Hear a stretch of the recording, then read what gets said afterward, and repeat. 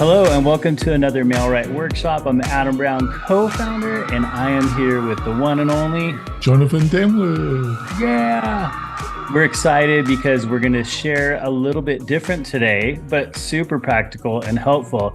And it's how to hire the right real estate virtual assistant in 2023. How's that sound, Jonathan? You ready to rock? Yeah, it sounds fantastic, Adam.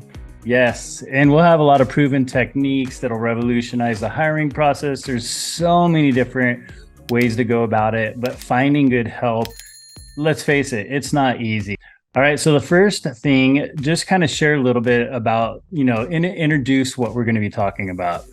Yeah, it's just that, hiring a virtual assistant when you need to, number one tip, don't hire a virtual assistant when you're really overwhelmed. It's best to hire somebody if your sales are going up a bit, you're starting to build a book of business. It's just a great way of not getting overwhelmed, and do that when you feel the signs that you're starting to be a little bit overwhelmed, and that's the good moment. And for the money, you're going to be able to hire somebody that would cost you probably 50% more if they were in your area. So, and the quality of the individual will be probably a lot higher as well. If you listen to this podcast, listen to this video and follow some of the tips that we're going to give you. Yeah. And there's quite a few. So I'm assuming we're going to be kind of punching through this pretty efficiently. Okay. And sorry, there was a bug flying around. So if you saw me doing this, I promise I'm not going crazy. All right. First is project management tools. So share a couple of those that would be good. First of all, I think you need one. I'm trying to do this all through email and putting the task in and communicate with somebody. That a lot of people hire virtual assistants from the Philippines. Seems to be a good resource, but trying to do all this through email probably ain't going to work for you. So, but it's finding a platform that's not too complicated that you like. So you probably need to try a couple. A really popular one is Notion. That's really popular. Another one is called Monday. Another one is called ClipUp. I bet people have heard of one of those at least. Yeah, they're all pretty popular. There's loads of these project management platforms out there. Some are more complicated than others.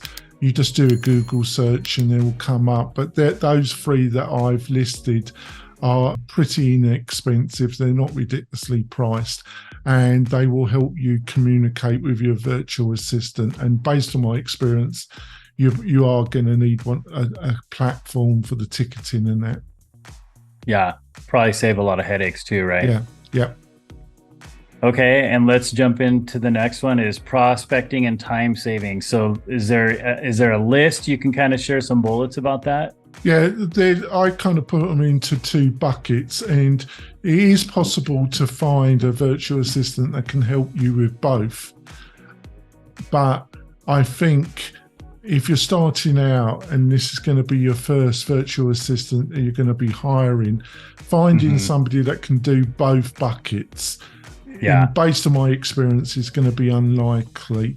You're going to be better off trying to find your initial virtual assistant that can help you with either one of those buckets. So you've got to really make your mind up where you're stressed out the most. Is it on the lead generation, or is it on the task side that you're really a bit stressed out? And find somebody that can help with either bucket. Yeah, and it's kind of one of those things, it takes money to make money, that saying, and the time you're spending to try to do all of this stuff in addition to market, sell your house, or houses, condos, townhouses, farms, whatever niche you're in, I mean, that's costing you pretty good time, right? Which is going to equal money and less sales. So it's worth it to kind of take advantage of some of these tools, right? Well, just to finish off, yeah, I agree with you. To finish off, I think if it's your first virtual assistant, you'd be better off looking at the task side of it, and you Mm-hmm. still keep control over the lead generation side. And what I mean, task, social media, emailing people. That obviously don't. Obviously, this is probably not allowed in a lot of states anyway. Don't hire them to produce contracts for you. That side is the side that, or your brokerage is probably help you with that anyway. Yeah. So, but Yeah. it's the task side that if it's your first virtual assistant, you'll probably be best aiming at getting help in that particular sector. Yeah. Well, hey, thanks for listening. Want to take a quick break, ask you to just give us a thumbs up, like the video, comment, share this, smash that notification bell, because we do these for free. We love helping you, want to see you grow your business. We also have a pretty amazing kind of full cycle real estate specific platform called MailRight that we'd love you to check out if you go to mail-right.com. And this is something that could get integrated with a real estate virtual assistant too, right, Jonathan? Yep, certainly will do, Adam. Yep. So we'll share a little more about that towards the end. So, all right, how about job description? Yeah, that's the other thing. The two main offshore platforms that people utilize is Five and works.com. I think you're probably going to have more success with upworks.com.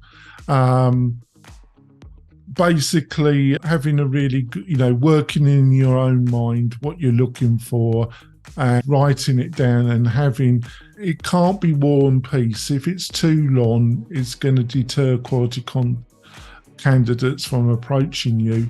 So it wants to be to the point, but it wants to be, black and white, what precise tasks you require from your virtual assistant. It's best to use bullet points. I would not, if this is your first gig, I would not go for the cheapest. When you do a search and you've seen the type of people that are available, I would go for a fluent speaker. I would go with somebody that's at least got 2 years experience, that's got a lot of recommendations and has a track record of successful projects behind them. You get various parameters that you can choose in Upworks, and don't go for the cheapest, go for the medium to slightly higher, especially if it's going to be your first attempt with a virtual assistant, and really read what is said about them and give a good job description. If you're just going to put it out there, you got a choice. You can keep your job offer private in Upworks and then just select the people that you want to see your job, or you can just put it on the marketplace. Oh, that's cool. If you do the second, I would put an Easter egg. I would put a small ask, and have that ask in the job description. And when somebody applies, you can see if they've done a small little task or given you a specific bit of information that you've asked in the job description. If they don't, it will show that if they have read the job description in full. If they haven't, that will show up in your little Easter egg. And that's a bad sign. That's a sign that then, even with the job application, reading the specification, they haven't bothered reading it. So that's a bad sign. Yeah, definitely. It's a good way to kind of filter through people too, right? Yeah. All right. How about trials, like paid trials, free trials? What would you suggest with that? Yeah, I believe when you're hiring them, you'd be on a paid trial, and I feel it's best that you pay up front, obviously for that trial period. That will expose you, and you might be ripped off by somebody takes the money. A little risky there, but I wonder what people think. But if you're using Upworks, you can appeal to Upworks. It is up to discretion. You can get into a back and forth argument. I personally wouldn't even ask for the money back through Upworks. Just have a set prepaid for the trial period, and just accept that if it could be a situation. these people are based in less economically. They can be relying on that money to feed their family. They can't work for nothing. Yeah. You might charity work. Yeah, you might not be a very organised agent, but that's my experience, and that is the way I would do it. Yeah, that'd be a cool way to go too. I mean, even if it doesn't work out, you can pay it forward. So yeah. All right, and then how about the interview process? Is that something you do? Do you have them have someone help you do that, or? No, you should do the interviewing. That's why you only select like 5 or 10. Don't the 5 on your short list, be polite and reply back to them that interview those that you interview. When you select one candidate, be really nice to the other candidates, and because you might be having to go back to them if the trial period doesn't work. You go back to the other people that did a decent interview.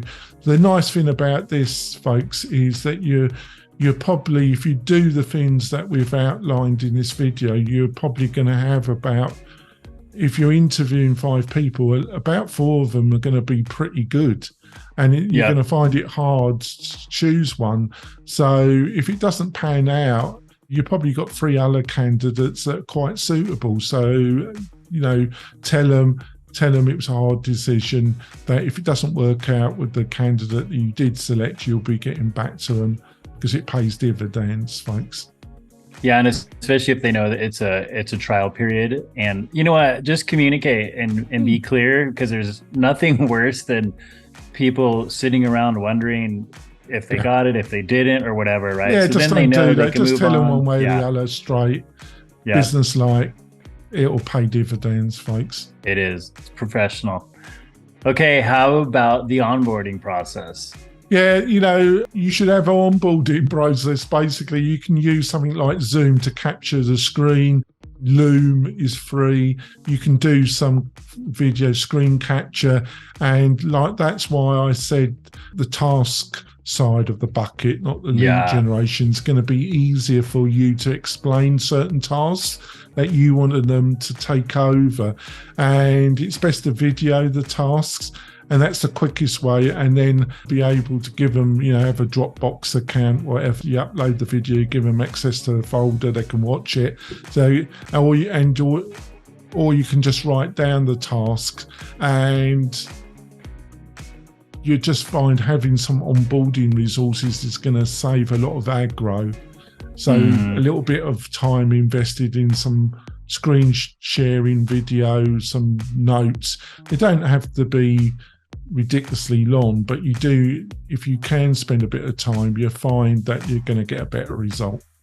Yeah, for sure. That's good. All right, any final thoughts before we wrap it up? No, let's keep it short. But if you follow those points that we're giving you, folks, you're going to have a lot better experience hiring your first virtual assistant.